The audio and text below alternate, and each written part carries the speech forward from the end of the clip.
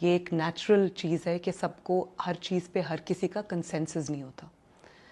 میاں نواز شریف صاحب کی لیڈرشپ پہ کسی کا کوئی اختلاف رائے نہیں ہے. اس کے بعد بہت ساری ایشوز ایسے آتے ہیں جس پہ جماعت کا کنسنسس نہیں ہے. یہ کوئی کارپوریٹ انٹرپرائزز نہیں ہے جس کے اوپر جو ایک حکم صادر ہو گیا تو سب وہ مان لیں. میں کیونکہ بہت ساری میٹنگز کا حصہ رہی بھی ہوں, ماضی میں ہوں بھی, جب پارٹی ایک طرف ہوتی ہے اور میاں صاحب اگر سمجھتے ہیں نواز شریف صاحب کے جماعت ایک طرف ہے, تو وہ بہت بار میں نے دیکھا ہے کہ وہ اپنی رائے سے دستبردار ہو جاتے ہیں, اپنی رائے سے پیچھے ہٹ جاتے ہیں.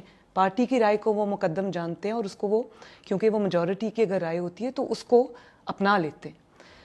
تو آج آپ دیکھیں مسلم لیگ نون کے جو لوگ بھی ٹی وی پہ جو ان کے خیالات ہوتے ہیں اس کا برملا اعتراف بھی کرتے ہیں, ان کا اظہار بھی کرتے ہیں, اور کسی کو جماعت سے نہیں نکالا جاتا, کسی کو شو کاز نوٹسز نہیں جاتے. یہ کون سی جماعت میں ہوتا ہے؟